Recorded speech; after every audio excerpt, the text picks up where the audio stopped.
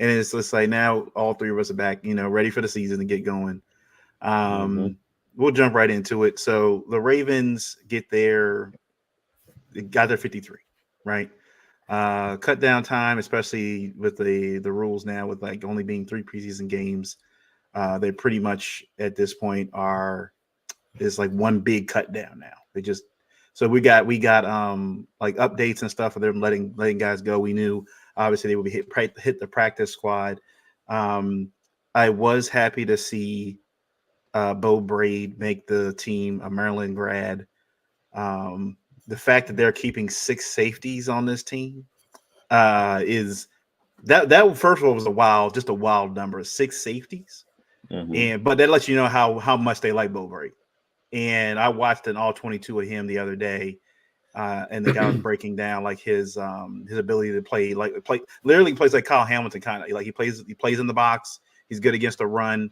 Um, he's not afraid to like go into the crowd, go into the mess, and like he Mm-hmm. goes in full speed. What I did notice on film for him was he trusts his eyes a lot. Like he doesn't second guess anything. There were several plays the guy highlighted, and they were like, if he had hesitated even a second or did this, then he gets blocked on the play, and the guy springs off for like a 10-yard gain or something. So him being um, knowing what he needs to go after, like is great attribute to have.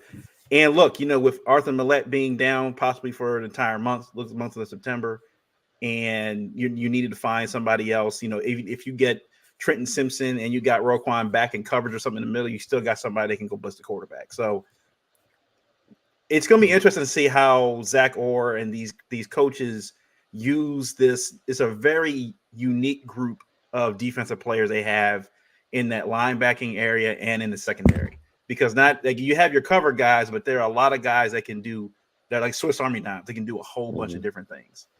I was happy to see Rashawn Ali made the team, but that's only because Owen Wright broke his foot, so he's out for the year. So, but I mean, it's one of those things, right? It doesn't matter how you got on the team; you got on the team. You can't worry Mm-hmm. about how you got there. He didn't have the greatest preseason, but he's there.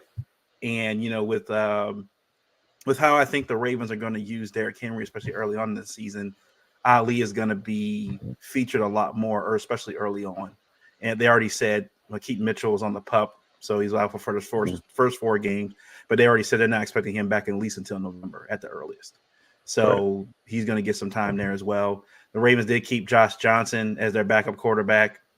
Again, I mean, if Lamar's not out there, I don't really care who the backup quarterback is. This offense can't really operate without Lamar. That's just, and I think that's the truth to it. And on the wide receiver side, I think they kept Kadir. He's a tight end though. I think they list him as a tight end. Practice squad. Practice squad. They kept him as a practice squad player, Mm-hmm. and I think that's the most notable thing I saw from.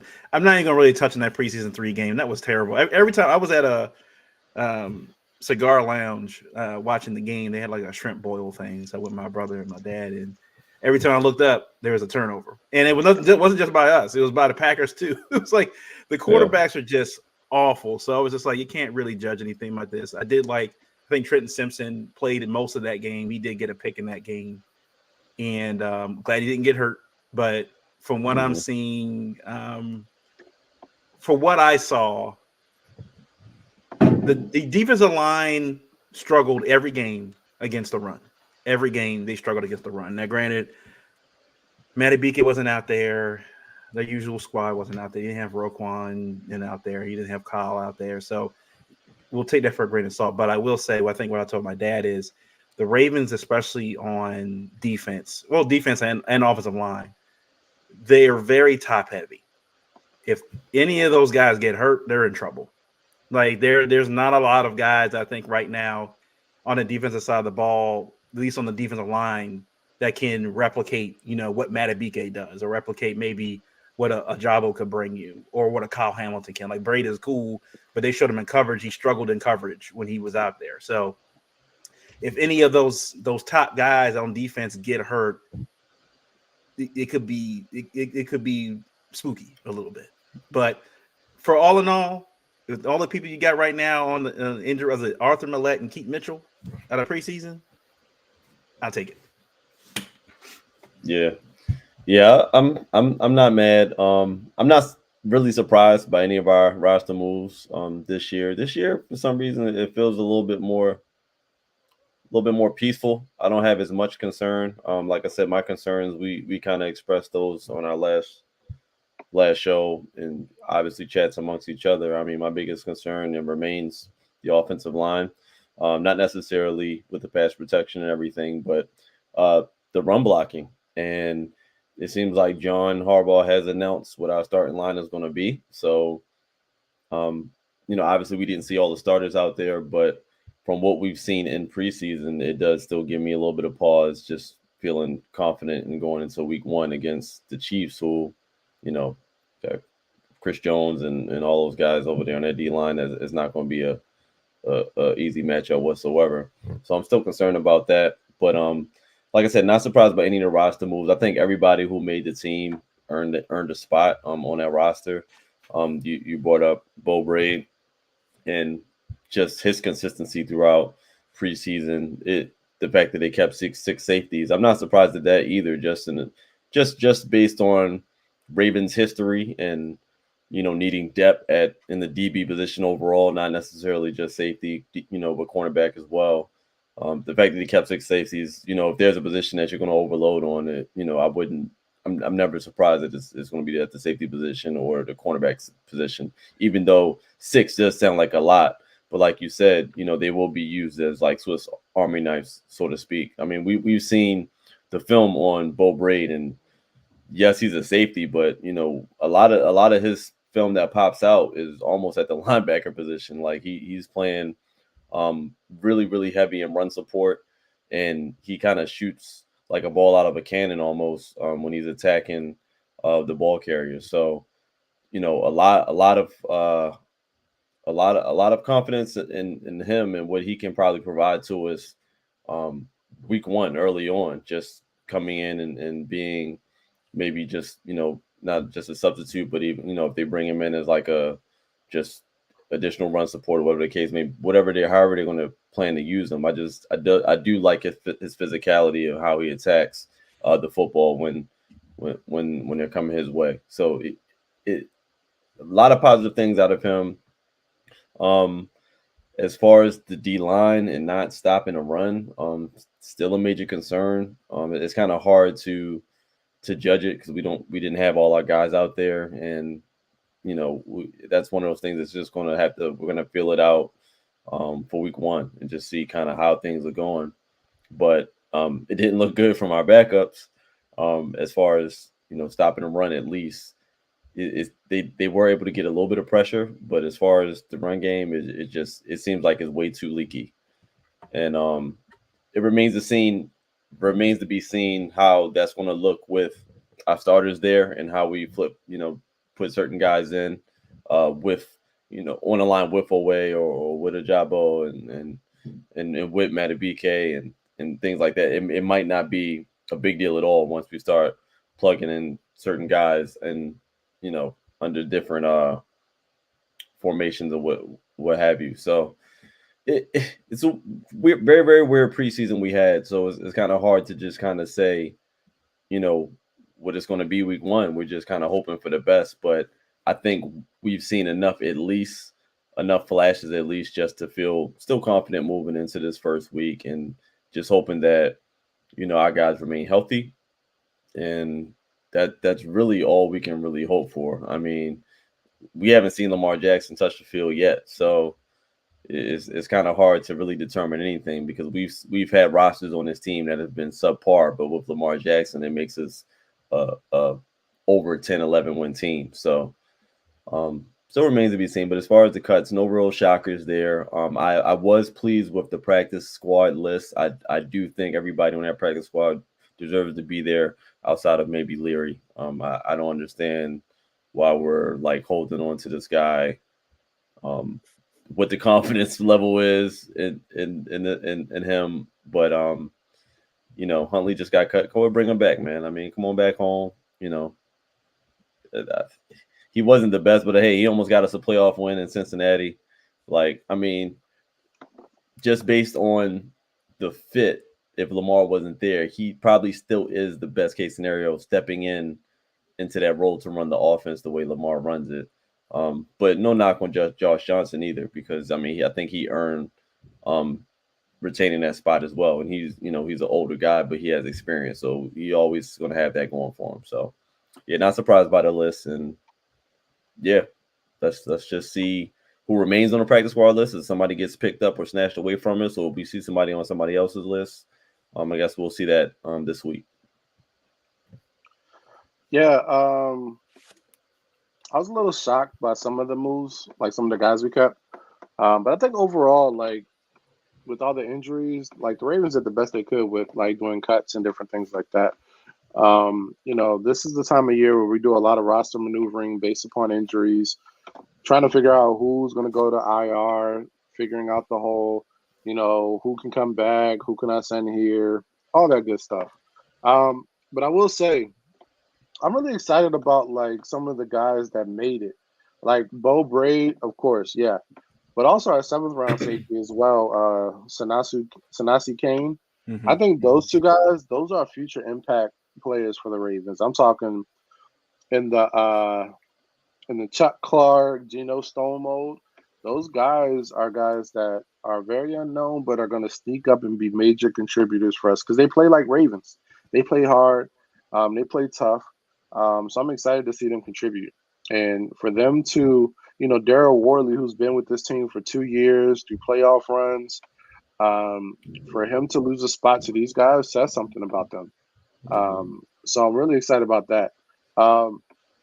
Speaking to the run game, I know that's a concern, and I don't think stopping the run is going to be a strength of ours. I don't think we're going to be terrible. I think we're better than what we look, but I don't think it's going to be a strength. I think we're a middle of the road run defense, but I think our strength is going to come in our pass defense. But I think there's opportunities for us to be better. Adafe is a big contributor in the run. He's great at setting the edge. I think if Ojabo can be a rotation guy and be able to set the edge in relief of Owe, that would be great. Tavius Robinson is one of the worst defensive ends, rush linebackers at setting the edge. I mean, I think he got picked on like every play he was out there in the run game. I mean, the guy, he's good at rushing the passer, but he's not somebody we can depend on as a depth guy with setting the edge. Offensively, I'm kind of questioning Rasheen Ali. Is this like us making sure we keep our picks assigned to us, or DaCosta being scared to release another higher draft pick? I don't know. Like I didn't see enough for him to make this roster. Especially when I saw Collier out there. Collier looked a lot stronger. And especially when you guys on the market like a Dalvin Cook, who eventually went to Dallas, that can come in, who've also been in the system for a little bit and probably can contribute a little bit more. So I don't know. Maybe Ali is going to surprise me. I just haven't seen enough from him. He's kind of just been like a ghost out there. Receiver wise, Deontay Hardy, I was kind of questioning that because I think I told you all he looked very slow out there as a returner. And this slot isn't for wide receiver. This is for returner.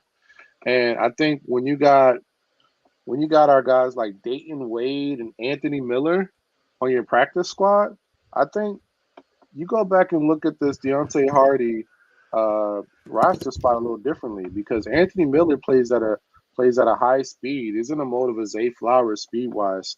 And I'm pretty sure he has return experience. And then Dayton Wade has showed us a lot in the preseason to earn some type of spot, even if it's just on special teams to start. So if Deontay Hardy isn't productive early, I think we may be revisiting that spot. But offensive line, I'm pretty cool with where we are. I still feel we need to sign a veteran. But knowing that they want to go with these young guys and that's where our vision is, I think it makes sense. Practice squad, I think you all covered it. I want to see Kadir Ismail get some chances, maybe get bumped up to a roster spot one of these days. I just want to see that kid grow. I'm a fan of his. But before I end this, I just gotta say Devin Leary is the worst quarterback I've ever seen in the NFL game in my life. I've never seen something so pathetic for 3 straight games. Who is this guy? Why did we draft it? Who scouted him? Fire that person. That was the worst quarterback display in that Packers game I've ever seen. He looked like he didn't have confidence. He looked like he didn't know how to read a defense. He tried to thread the needle on a 5-yard pass in between 3 people. You It know, was bad. luckily somebody did not catch it. But that was the worst quarterback performance. There was nothing about Devin Leary throughout this preseason that made me think he should have been a starting college quarterback, let alone an Yeah. NFL quarterback. He's awful. I will say this: there was during that preseason game, they ran on 2 different drives. They ran the same play each time to Kadir. It was like a little curl route over the middle, and Leary threw it twice to the same linebacker both times. I was like, Yeah. what? I was looking like, what do you do? It's not like he was hiding he's standing right there. It's a green jersey on. He threw it right to him, and it was just like I was like, dude, like, come on, man, come on. Like Kadir's sitting like he runs his route. The linebacker is literally just sitting there right in front of him. He just stand right there. Leary still throws the football. He's not getting pressured at anything. Just throw the football there. And I'm just like, all right, this guy is awful. This is awful. Yeah. I'm like, at this point, go sign Trace. Trace McSorley got cut. You can bring him back in here. He's better. He's better than Leary at this point, right? Yeah. I mean, if there's a contest on throwing the fastest football, maybe he'll get some points for that. But being an NFL quarterback, he doesn't have it here or here. Like he just doesn't. Like he's god awful. He's very reckless. Trace McSorley, bring one of them back. So we got a question on Instagram real quick. They asked, Julian asked, what's up with Lamar? Is he good, healthy? And how do we feel about not bringing OBJ back this season?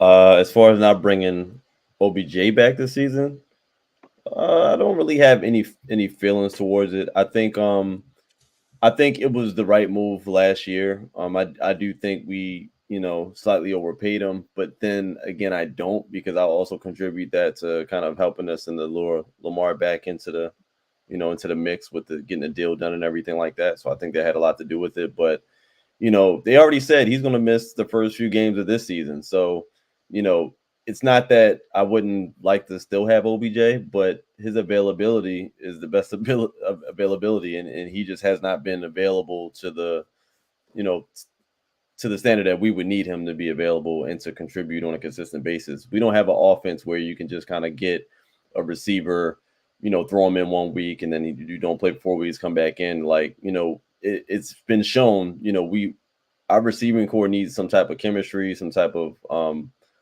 consistency in our offense in order for guys to succeed. And I just don't think that, bringing OBJ back is going to benefit our receiving core at this point. I think, the fact that we did decide not to go out and get, another veteran, at a certain age, or whatever the case may be, I do rather that, we're going to stick with our younger guys and move forward. Then seems like that's what they're dedicated to.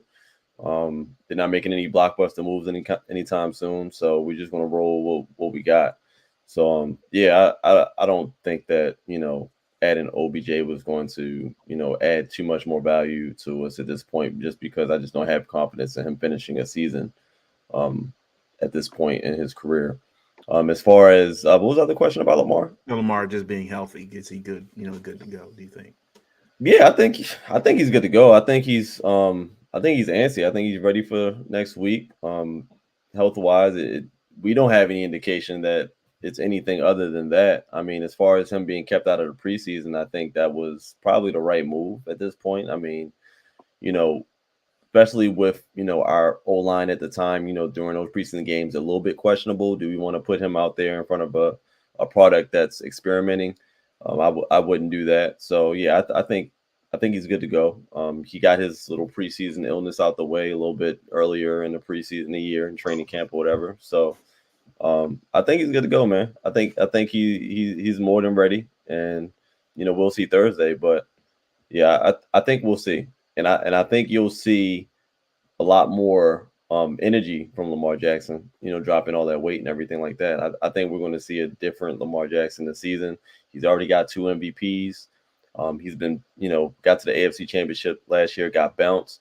Lamar is not going to care about numbers this year. He's not going to care about passing yards. He's going to care about winning games. Not that he didn't before, but it's going to be on another level. He's going to be caring about winning. So whatever that means to get the dub, he's going to do it. So when those opportunities present themselves, open lanes, whatever the case may be, he's going to go. And when the opportunity presents himself to throw it deep, he's going to do that.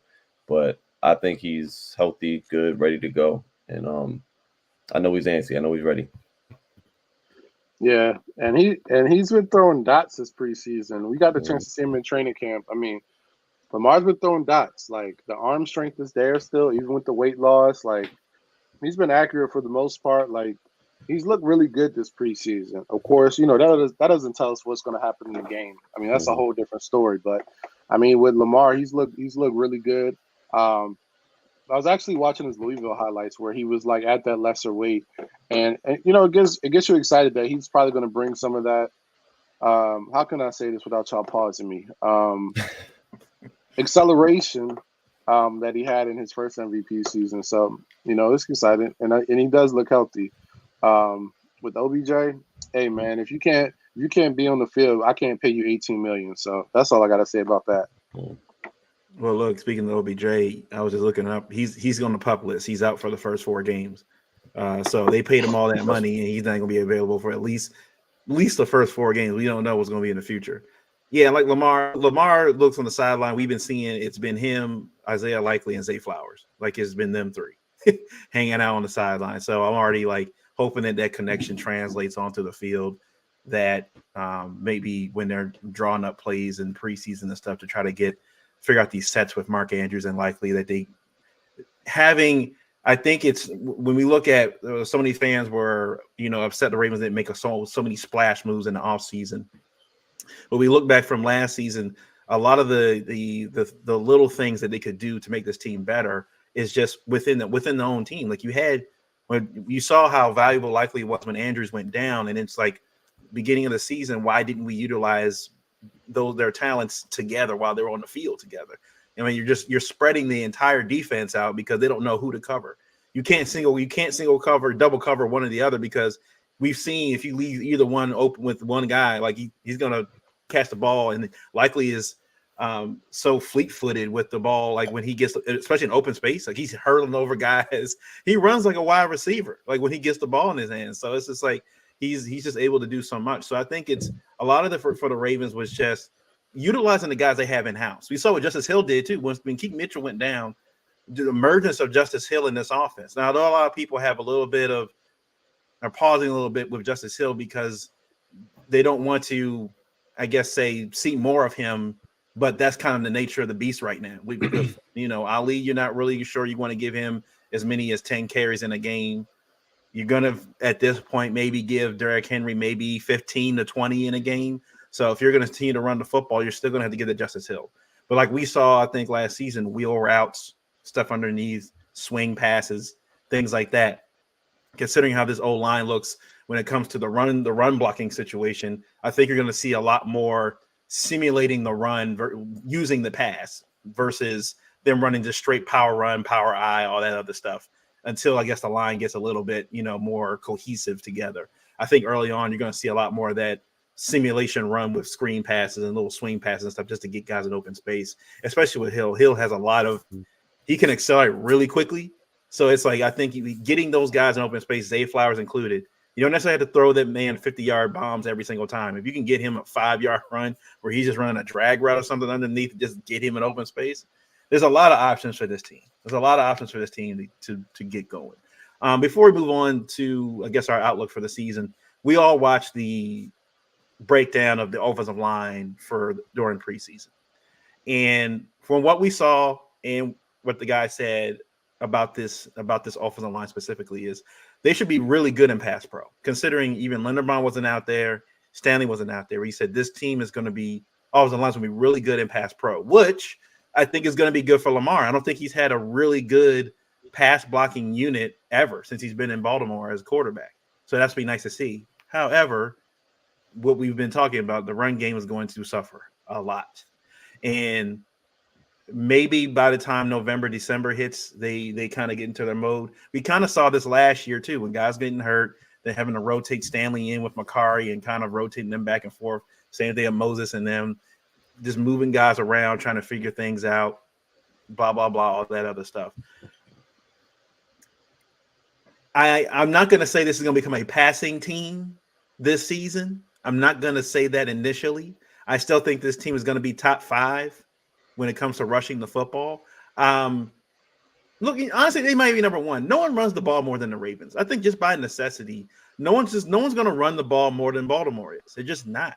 Like even if our numbers do come down a little bit for this season, I still think the Ravens have the best rushing offense in the NFL, just the way the NFL operates now. So I do like the fact that this offensive line will be good in pass pro, which is a good sight to see. I think a lot of the things that we saw with this line, especially for Lele, him being so big, he can't move quickly.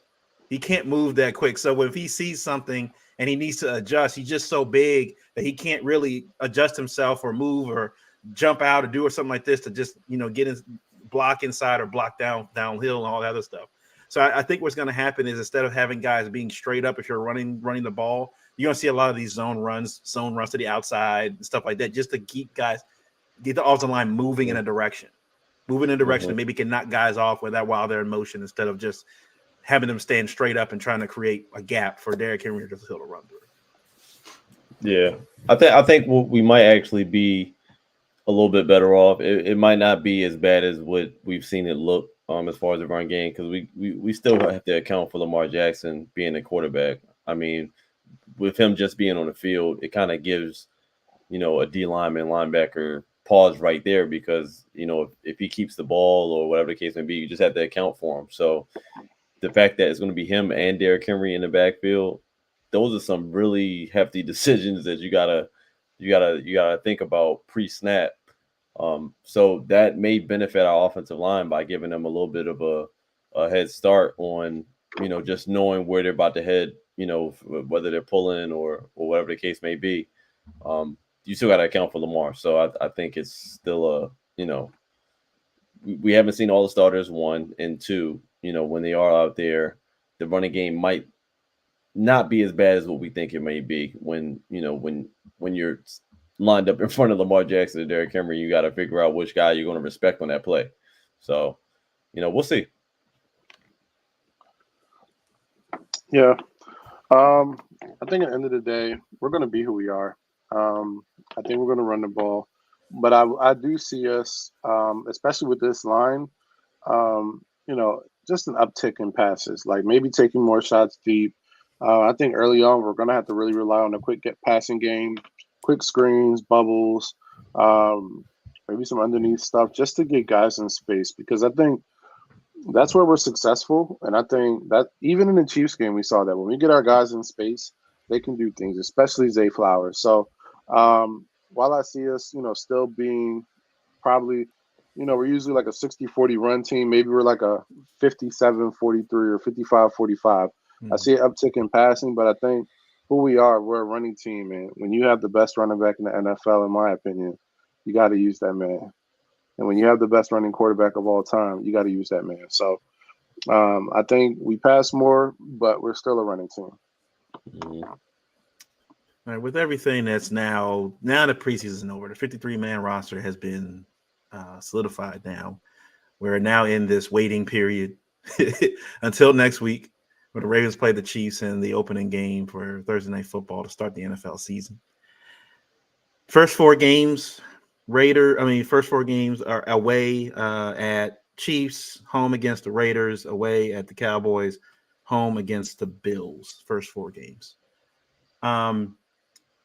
After what we've seen, we've heard about the offensive line, what we're looking at with the lack of run defense from the defensive line, but seeing how well the secondary looks, especially with Wiggins out there having another solid cover corner. We've seen it looks like either through practice and in preseason, and Marlon Humphrey appears to be playing maybe some of his best football. It looks like he's getting ready to play some of his best football since his Pro Bowl year in 2019. Adding another Trenton Simpson to the fold, where another great cover linebacker, but also linebacker can play to run. Lamar losing weight. You get finding an elite running back in the backfield now. You get another year of Zay. Bateman had one of his better camps apparently this offseason, so maybe an emergence from him, and so the emergence of maybe the tandem of Andrews and Likely. Has the outlook changed as far as what we said earlier? Like, I think I expected this team to make the playoffs. I think especially win the division. I don't think I had them getting to the Super Bowl, but I think I'm going to keep that right now, just because again it's a wait and see. I think we have to. The guys do look antsy. Lamar, when they showed him on the camera, just looked like he just wanted to be. He was ready to put a helmet on. Sometimes I felt like Lamar was ready to just get his helmet and go out there and like take somebody's jersey. I don't get matter whose name was on it. He was ready to just go out there and go play. So I think the guys are already amped up, especially with this opening week, this game against the Chiefs, to not necessarily was exercise some demons here, but just to get it, if they can go ahead and beat the Chiefs in week 1 and kind of get that, we can beat these guys. These guys aren't unbeatable. These guys aren't, invincible. These guys are going for a three-peat, which hadn't been done before, and I think they have to have the mindset. It's either if they had to get through us to get there, plain and simple. So what has your outlook changed, or has it gotten, have you maybe Super Bowl bound for this team? Listen, I think I'll say this. We got to the AFC Championship last year. I do feel like we have a better team than last year. I'll say that. I do not think we've gotten any worse. I think we've gotten better with the addition of Derrick Henry. I think we've gotten better the fact that Kyle Hamilton has another year under his belt.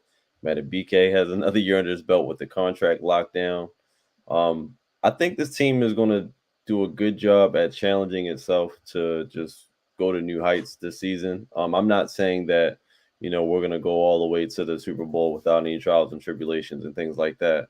But granted that this team stays healthy, it has a lot going for itself. I mean, Madubuike himself, he finished off the year last year, what, 10, 11, 12?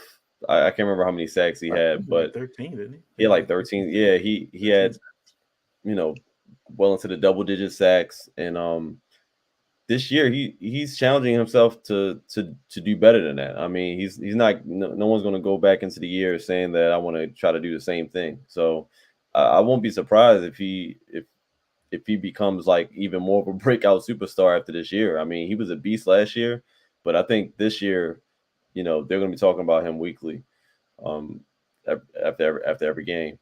So, with that, a lot of optimism, like I said, with Kyle Hamilton. I just hope that he stays healthy throughout the year. We've gotten a couple of scares just through camp and stuff like that. But if Kyle Hamilton stays healthy, and he's going into his third year now, third season, money time.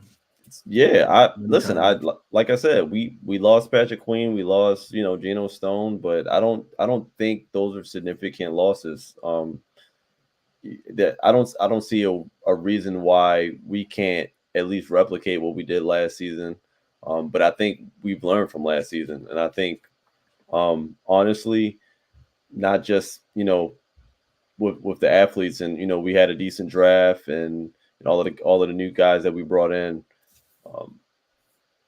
Our coaches, I'm hoping that they learn from last season. I think our biggest hurdle is going to be ourselves when it comes to the coaching room.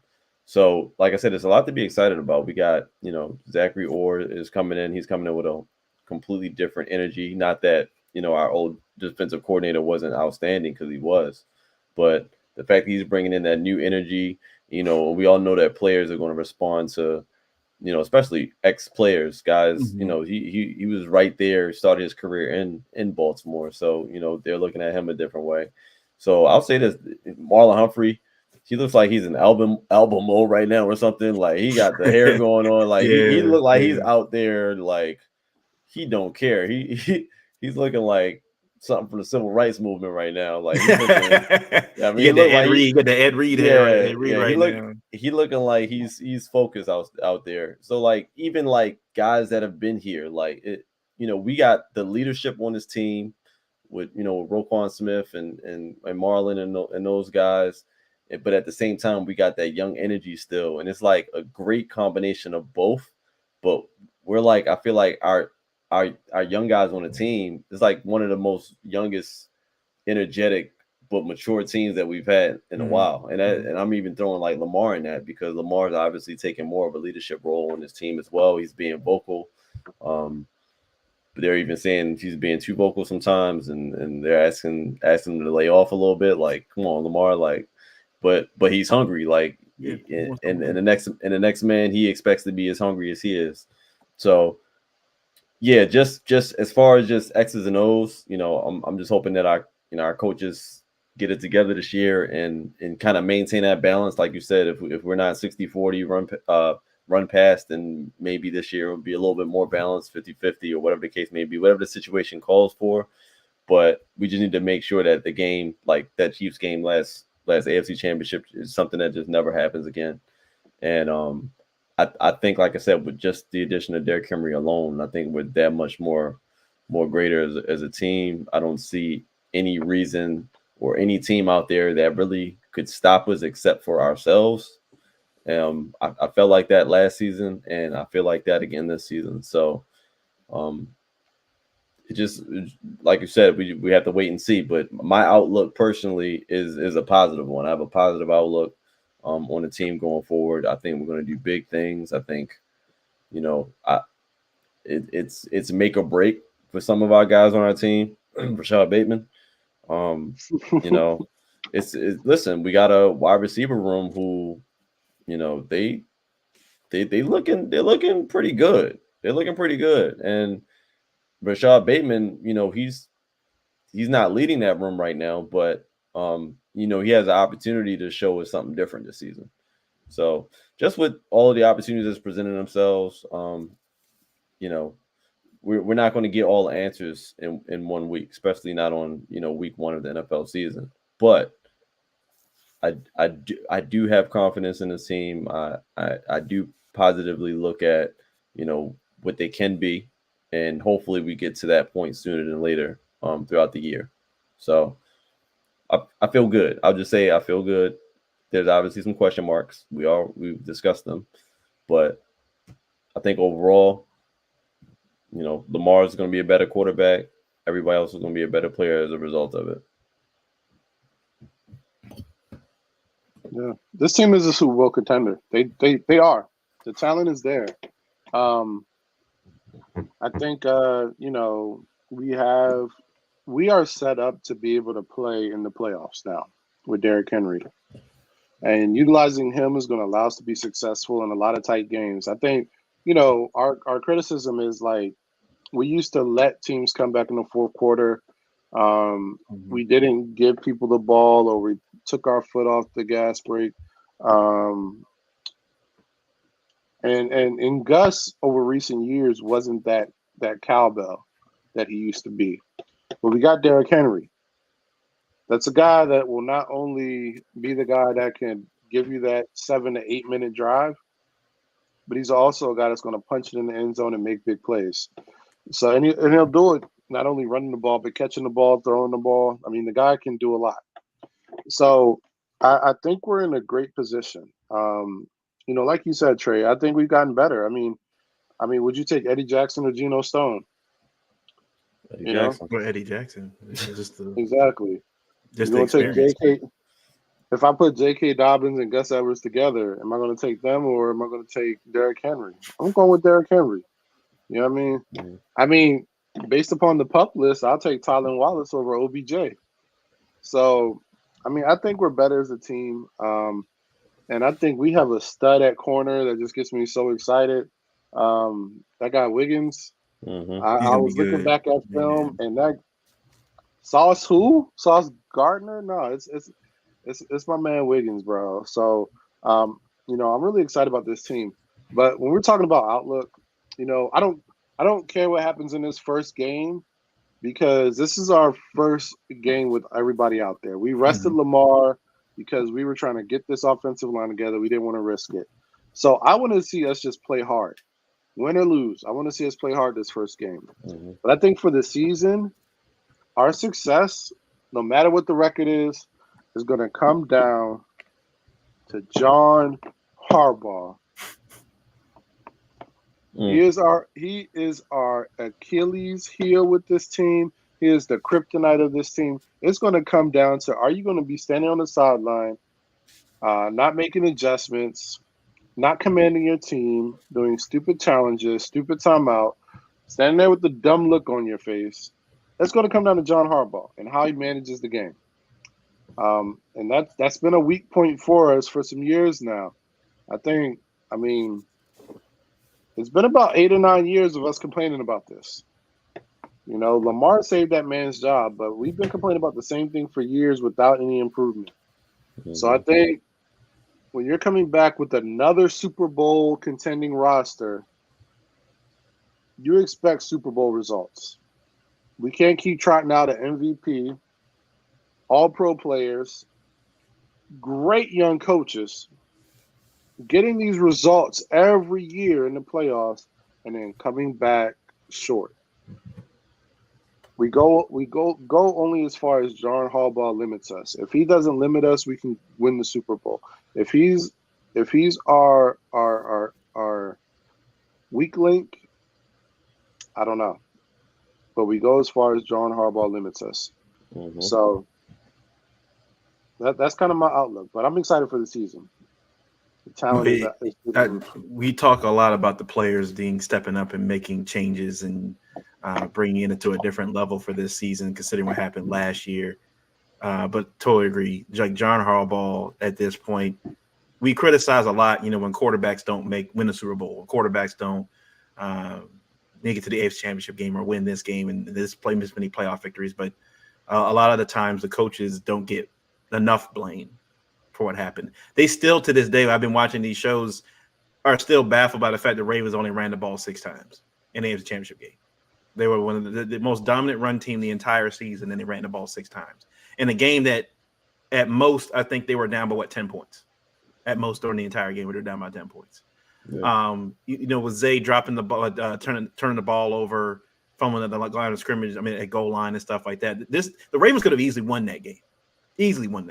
Still, but it was a lot of when you look at how the defense played by letting Kelsey get 100 receiving yards. One thing you couldn't do was let Kelsey go off, and on offense, not sticking to your game plan. Like that was everybody. I think noticed that while Lamar didn't have the greatest game, a lot of people gave Lamar a lot of bail because they were like, that looked like bad preparation by the coaching staff. Like it just came like y'all weren't ready for this game. Y'all weren't ready. Y'all were trying to come into this game trying to show something to the world or prove something to the world that you didn't have to prove.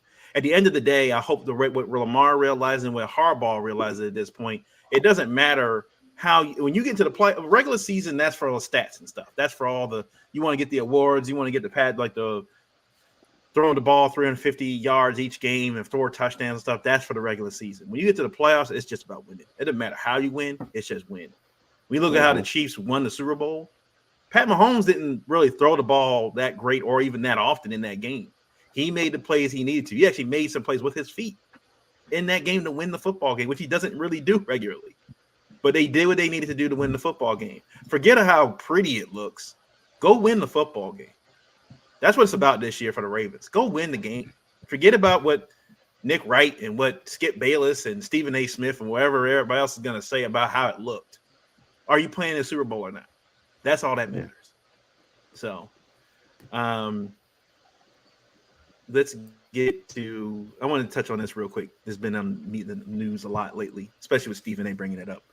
Deion and the media, especially the local media in Colorado. So they're getting ready for the season, but apparently the school has banned a reporter in Denver from asking questions, even showing up, I think, at this point to press conferences for Deion because of the slanderous accusations he's made against Deion and his sons in his apparently his blogs and his posts. Apparently, he called Deion a false prophet.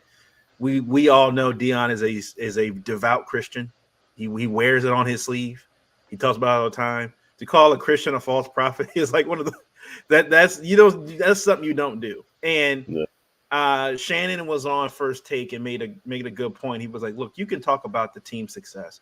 You can talk about how we've had all these transfers leave the school. We can talk about, we didn't have the best record last season. That's all fair game. But don't attack my sons on their personal stuff, because I think he reported on a bankruptcy thing that Shedeur had or Shiloh had that wasn't accurate. Then stuff about Dion that wasn't accurate. And I didn't like the fact that Stephen A. and a lot of these other media people immediately came to the defense of this guy. They said they don't know. Paul Feinbaum and all the rest of them came to this guy's defense saying, well, Dion needs to be more professional than that. And if somebody's attacking my character, I don't care what job you have or what you think your right is. Because I think the problem is that a lot of these journalists and a lot of these people that show up to these press conferences think that you are obligated either as coach or as player to answer their questions. And I love when Marshawn, when he was doing the Super Bowl run, said, I'm just here so I don't get fined. I'm not answering a question. I'm just here. I don't have to answer your question. I'm here, but I don't have to answer your question. And I think Dion was just like, look, it's not like he banned. It'd be one thing if he banned all the reporters. Like, no, I don't want any reporters in this press conference. I just want the cameras and a local official from like either the Big 12 or the Colorado University of Colorado here. While I'm talking, there are still other reporters, national and local, that are there asking questions about Dion. It was because this guy was attacking his family and his character is why he's gone. I just didn't appreciate Stephen A. and a lot of these other media people coming to the defense of this guy and saying like, well, I haven't read any of his articles or his blogs or anything, but I just think that you got to give, Dion needs to be a little bit better about that. And look, I don't know if you guys watched, we've seen videos of Dion when he played with the Braves, and a guy made a comment about Dion, and Dion threw a bucket of water on him. Like, I don't know if you guys remember that he threw a bucket in the locker room. He said, I heard what you said about me. He threw a bucket of water on him. Look, let's be real. A lot of these guys are on TV and stuff, and they have this big microphone, and they're able to talk to the entire nation or whoever, and they feel like they can say stuff about people and players, and when they see them on the street, that they act like nothing's gonna happen to them. Like, you can't say, you can criticize people's game, and that's one thing. But when you start attacking people's character and stuff, and we know Dion and everything else, we just saw, I don't know if you guys saw, Dion had just set up accounts for several of the players on the team that do have little kids on the team, and set up accounts for them with a local bank to have something set up for them and they're going to have interest added to it, and they can have this fund for them that these kids will have when they get older. So things that he's doing like that, like you don't see a lot of other programs doing stuff like that for their guys that have kids on the team. And you saw people complaining about, well, these guys shouldn't be, having babies when they're 18, 19 years old. It's college sports. It's life. It's life. Things happen.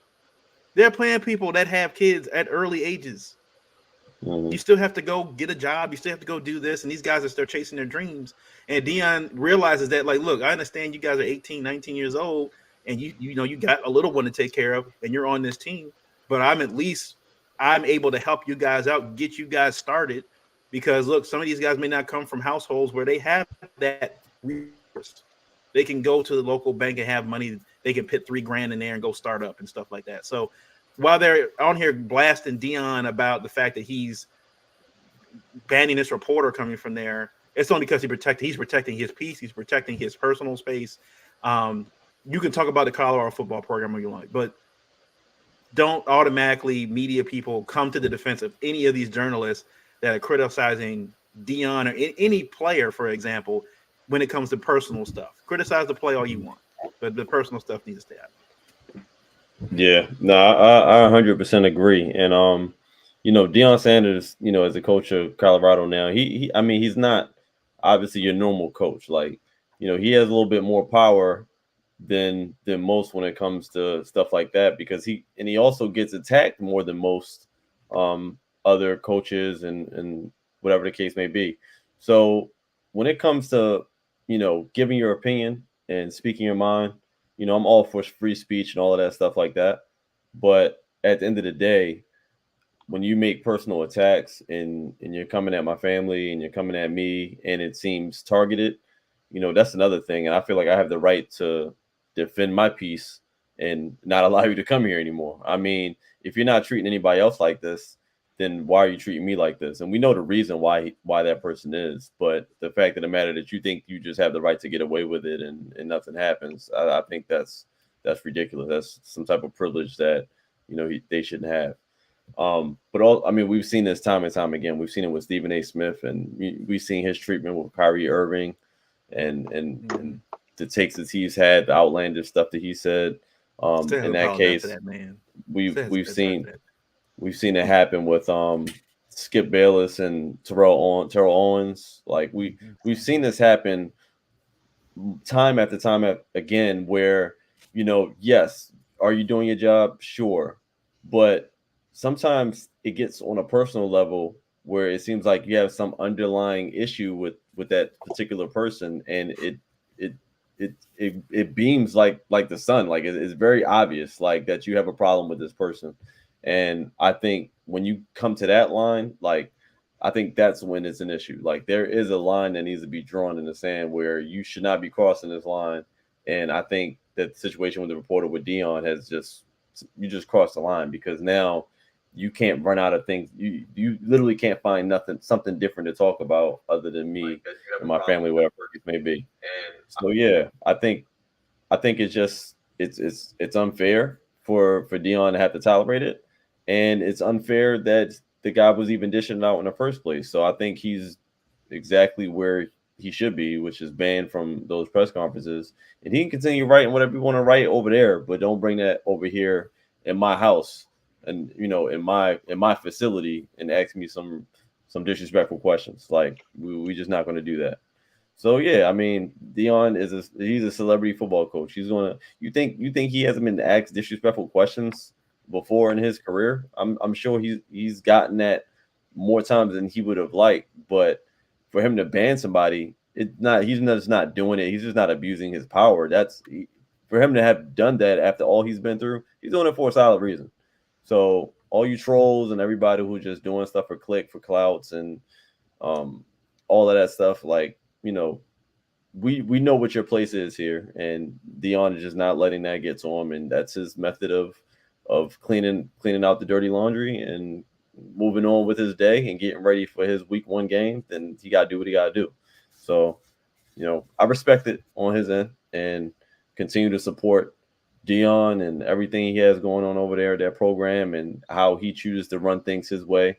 A part of that contract is that he's able to run things the way he wants to run things. And if one of those reasons or one of those ways of running things means making sure that he's being respected at all times, so be it. I support that. So I don't have no issue with it. It's unfortunate that they, some of the media just thinks they have a license to be personal, a license to attack. And I get it. They support each other. It's kind of like the blue wall with police. Like journalists, they have this membership as well, where they just feel like, we have the right to do and say whatever we want. Not all of them, but some of them have this attitude and they just take it too far. In this case, that reporter took it too far and he had to get dealt with accordingly. So, like you said, Miles, I'm sure if that reporter comes up to Deion's face and one day in public and they see each other at the grocery store, I'm sure the energy will be way, way, way, way different. And that's my issue, is that the energy was definitely not going to be the same. And you're going to be shown as the phony person you are. But, those situations don't happen enough where we have to meet. You have to go face to face with the person who's been talking crazy. So they just let them do it behind a pen. And it is what it is. I had a lot to say regarding this topic, but Trey kind of beautifully said it all. So I'm about to just close my laptop, log off. Nah, say what you gotta say. Because that topic pissed me off. It really did. Yeah. I'm just gonna say this. It's because he's black. We just got a breaking news, so I guess we'll jump to that after this. But yeah, it's because he's black. It's because he's black. It's the same double standard we've been living through forever. You know what I mean? What's the guy's name? Josh McDaniels. All these white guys white coaches can do and say what they want. They can act how they want. I mean, if we go back to Nick Saban and what's my girl's name? Maria. What's my girl's name on NBC? Maria Taylor. How he treated her, the meme, the quit asking. I mean, they can act and treat media with any type of respect as they want, but they're not going to get criticized. But if Deion Sanders, if Mike Tomlin, and if we even go to the players, the black players, if they do it, it's a problem. It's a big issue. It's a news story. There has to be action. There needs to be class. There needs to be some type of decorum. Mm-hmm. But white counterparts aren't held to that standard. So, I mean, it's a story as old as time. He's going to get criticized. Deion does not care. Deion is out to do the right thing and do what his vision is. And I support that fully. Unfortunate for this guy in the media, y'all just got to deal with it. We're not going to adhere to your standards of how we should act, what we should do, and how you want us to behave or carry ourselves or, set our own boundaries. We're not here to adhere to that. This is a new age. You got to get with it or get lost. Unfortunately, he's going to still get criticized, but if he doesn't care, oh well. If Deion doesn't care about getting criticized, that's more power to him because he needs to live and do as he sees fit and not adhere to these standards. So, it's unfortunate that, black men still have to deal with this. We still have to adhere to the Euro white centric, whatever standards that they want you to act and be. But it's all asinine. Yeah, and this is a power most. A lot of head coaches in any sport, basketball or football, have isn't new. Nick Saban has done this at Alabama, where he's banned local reporters from being there at press conferences. They do it all the time. It's just because it's Deion, and they made all this huge news story. I'm like, okay, the man, he has reporters there that are asking questions about the team. They're still there. This guy want to attack his family, attack his kids. Nah, you don't attack. Attacking me is one thing. You attack my sons. No. Especially if it's not about their play. If you're insinuating that they're doing other stuff off the field, no, we ain't doing that. Right. You ain't gonna drag their name through the mud, especially when you look at Shador is getting ready to go in the draft, next year. So you're not dragging his name through the mud, potentially making his draft stock go tank or tank his draft stock. So no, we ain't doing that. But anyway. We did have breaking news here. Brandon Ayuk, after all that, whatever fiasco happened, something has happened. He is officially signed with the 49ers. Surprise. He stays in the Bay Area. They gave him $120 million, $76 million guaranteed. All that crying and complaining, and he's there. I imagine what that locker room is going to be like this week. Now Ayuk finally shows up when training camp is done, walking around on the sideline with his gear on, not doing anything. It's like, dude. I wonder if he gets invited to George Kittle's birthday party next year. Probably not. I doubt it at this point. So I guess this comes on the wake. Obviously, we heard CD Lamb got his money as well. He gets paid his money. I don't know if you guys saw. Apparently, Dak made a comment saying, they asked him, does this make it seem like you're gonna more likely to get an extension or not? He's like, it kind of says a lot about either it happening or not happening. And then Jerry Jones apparently came out and said Dak hasn't showed me anything to get to pay this amount of money. So the fiasco in Dallas continues to roll on. Yeah. So the Steelers named a quarterback. Russell Wilson's QB1. Yeah, he's QB1. Can't wait. But a lot of people, even on the shows and stuff, were just kind of like, yeah, like the attitude from Tomlin, it comes off as the leash that's going to be on Russell Wilson as far as like how long we're keeping him in there is very short. Like if they feel like he's not pushing the ball down the field, they'll bring Justin Fields in just because he is dynamic and he is able to make plays with his feet. The problem is with Justin Fields, he turns the ball over. That's the problem. They know Russell Wilson won't turn the ball over, but he's not necessarily going to make any splash plays. You look at the receiving core on for Pittsburgh. You got Pickens. Who else? You don't really have anybody else. The run game is, right now. Jalen Warren's still dealing with a hamstring. Najee Harris they didn't pick up his fourth-year option, so he's probably going to be out of there after this year. GG's.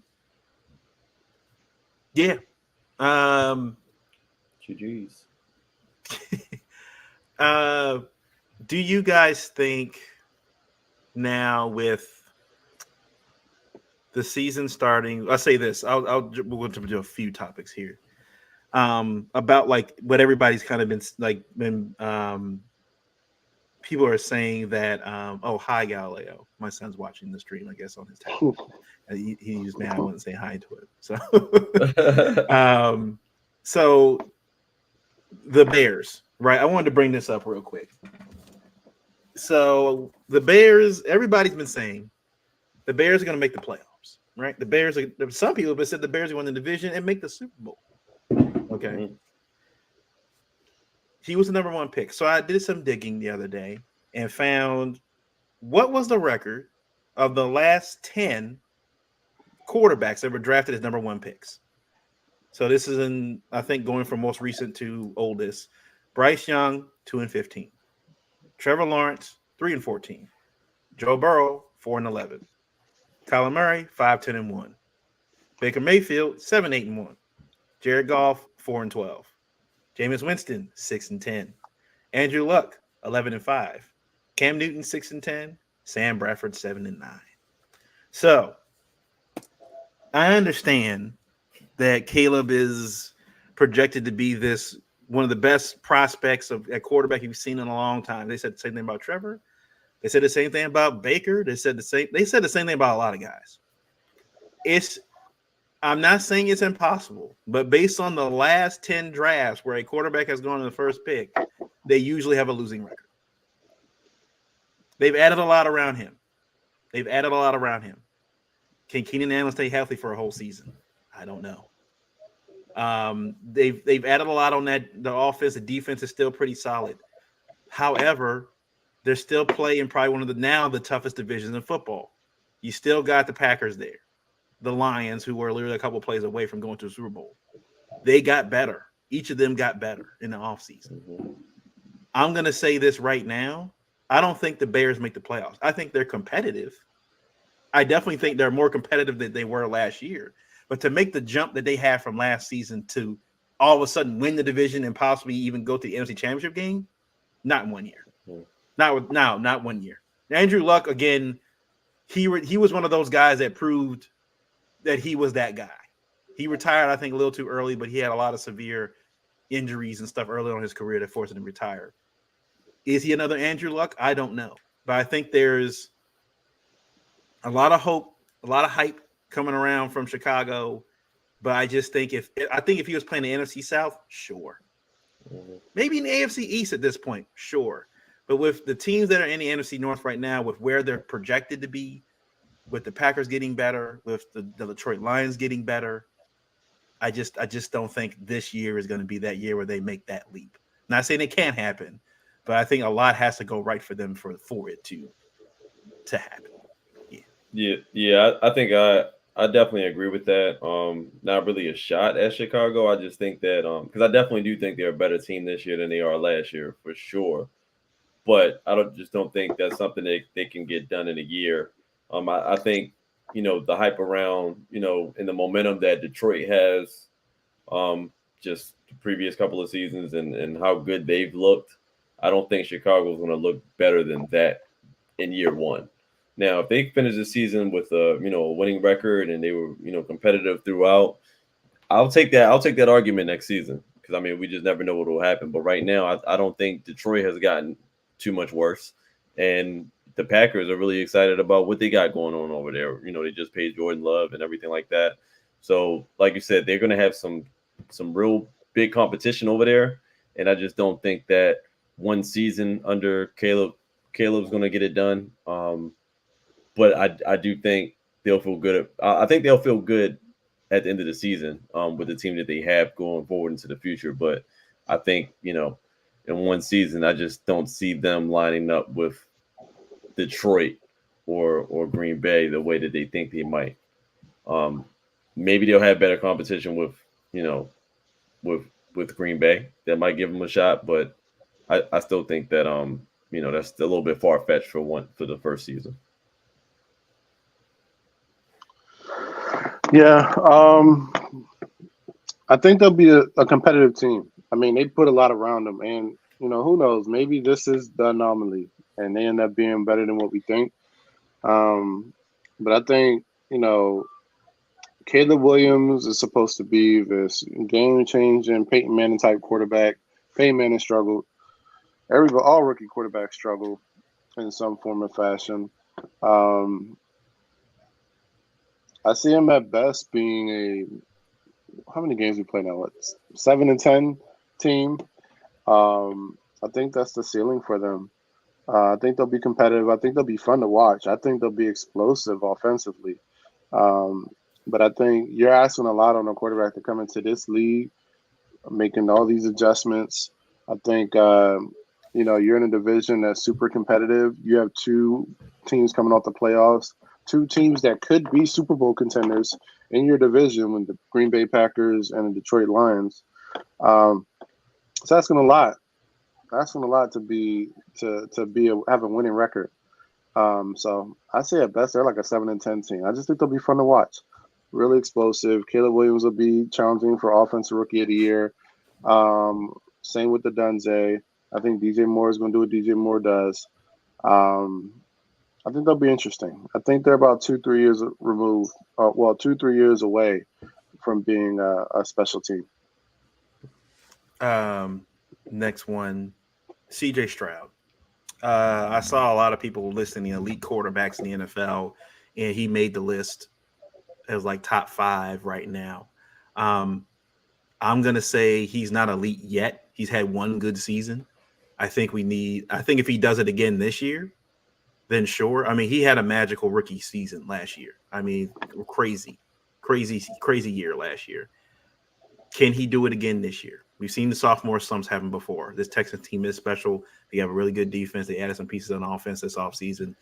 Do you think that CJ Stroud kind of starts putting himself into that elite tier this season? Do you think he puts another year like he did last year together? Yes. The answer to the question is yes. I'm scared to death of CJ Stroud. I mean, just as far as just being in our way to going to where we're trying to go. CJ Stroud, for one, not only did he put on like a masterful rookie season last year, he put on an MVP season last year. Let's just keep it a buck. I mean, he got injured for a few weeks, and that might have knocked him out of the race. But before he got knocked out due to injury, he was well on his way to clipping that MVP award. He also had to deal with, Tank Dell going down in a crucial moment in the season, and he's getting him back. So once again, it's a team who also added Stephon Diggs to this team. Mm-hmm. They gave him more weapons than what he had before. Like this team is going to be even better than they were last season in terms of talent. And the biggest thing that I feel like CJ has going for him is that he's a part of like the perfect organization right now. I mean, with DeMeco Ryans over there, just being a part of just a great leadership, great staff.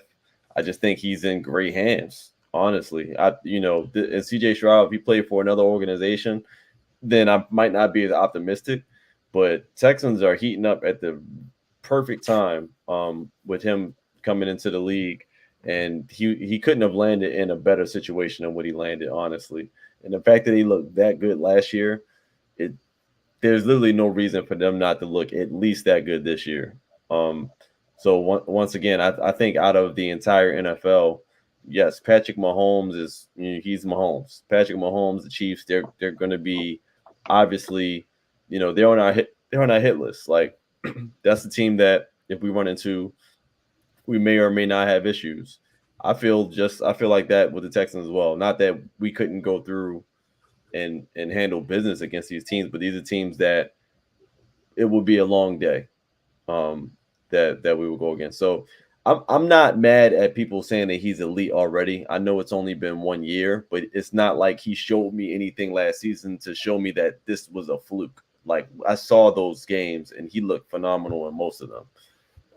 And just the number of yards he was putting up per week, just to come in as a rookie, that's just something that's not a normal thing to do. Mm-hmm. So I'm not scared to say that he's, a top 5 QB. He's definitely a top 5 QB. If you want to have the elite conversation, I don't know what the criteria. If it needs to be at least a couple seasons under your belt for me to give you that, then I'll give you that. But he sure is playing like an elite QB, and there's no signs of him looking any worse next season, in my opinion. I think he's kind of beyond his years. Even though he was a rookie last year, he was beyond his years. Like the guy's super smart. He got a cannon, and he's just a very accurate quarterback, and he looks great in that offense that they have him running. So, yeah, I think he's elite level talent, and maybe after the season, we'll learn some more. But yeah. Would y'all kill me if I said they are our biggest threat to a Super Bowl? Would y'all kill me for that? No, that's basically what I said. That's basically what I said in the beginning. Yeah, I said they're the ones I'm scared of. That defense they got is pretty good. They got another year, and they're young too. Like they're young. They have a good young defense, and they're bringing wide receiver talent and Stephon Diggs to help with Tank Dell and the rest of those guys like that. And Nico Collins, like it's phenomenal coaching. Yeah. Phenomenal coaching over there. And they were scary before Stephon Diggs. Yeah, that's my point. Before, like, crazy. Yeah, I think everything Trey said, I'm just going to co-sign. CJ Stroud is an MVP candidate. Defense is getting better. They're talented. They got the offensive talent. They are scary. I was at the gym today working out. I was rewatching Ohio State and Georgia, CJ Stroud's last year in college. And I don't know how I didn't see this coming. I mean, he looked masterful in that game against that elite level talent. I mean, this kid has every tool you could ask for. I don't see a major weakness except inexperience. Yeah. So they're scary. They're scary, and I think he can take them very far. And I think, I think they're our biggest threat. I'm not as big on Kansas City as I probably should be, but I think the Texans definitely are our biggest threat. Yeah, I agree with that. I think that I'm going to hold elite level status for him until he does it again this season. But with all things considered, because of how poised he is, especially what he saw last year, even in that Ravens game, the first half, I mean, they were was a tie going into halftime. It wasn't until the Ravens finally let Lamar Jackson loose that they finally won the football game. But we know that had it been a couple plays here and there, the Texans could easily won that football game and gone to the AFC Championship game. So, I think I'd like saw that last season. I think that one game where he threw, 450 yards and 5 touchdowns, I think in one game. And it was just that guy's legit. That guy's legit. So with all the hype they give around Justin Herbert, all the hype they give around Trevor Lawrence and Josh Allen and all the rest of them, CJ has put up the numbers. He's put up the numbers. I think if he does it again, and like you guys say, and they're well coached. I like DeMeco Ryans as the head coach there. I think he's gonna doing a phenomenal job there with the culture he's built in Houston and everything else. So I think that it's gonna be a team to watch out for going forward. It's kind of back to where their old days when they with JJ Watt and Andre Johnson and Arian Foster and all. It's going back to those days when they were actually a playoff caliber team. So before we get out of here, before the Ravens, start the season, they have a lot of heavy hearts going into the season this year. With first we lost Jacoby Jones in April, and then we lost Coach Joe D. Most recently. He had an acute disease and he left the team, and I think within about a week or two, he was gone. So he was a big part of this team as a coach. Loved by everybody. Everybody said there's not anyone that would say a bad word about him. He's as much as a Raven as many as there are coaches on this team. We've had a few of them that have passed on that have coached this team. He's going to be very definitely missed. with the masterful job that he's been able to do over the years, especially last season, been able to rework that line with everything that was going on with Ronnie Stanley and Moses and the interior and everything else. Him and they just kind of just work it the way they needed to even get to the AFC Championship game with everything that was going on. Did a phenomenal job. So he will be sorely missed in that locker room.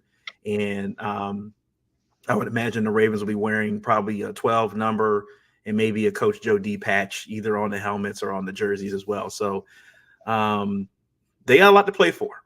The Ravens got a lot to play for going into this season, a lot to get going. There's legacy here. There's legacy for Lamar, on the table, legacy for John Harbaugh. Can you finally put yourself into that that level of coach like the Joe Walsh, the Bill Walshes, and the Jimmy Johnsons and all the rest of them? Can you go win another Super Bowl? I think winning a second Super Bowl with him would put him in a different era, a rare era with coaches that are in the Hall of Fame for winning Super Bowl. So there's a lot of legacy building, I think, this season, and a lot of guys looking to put their stamp on not just the Ravens and the NFL, but history here. So that's it for us for this show. Next week when we do our show, we'll be covering next week will be Thursday. So I guess we maybe had to do a show on Wednesday night preview before the game starts on Thursday. So we watch the game for the Chiefs and get this season going. So thank you again for watching for the Purple Friday show. We'll catch you guys next week for finally football's here. So everybody happy football, and we'll have a good season. All right. Peace.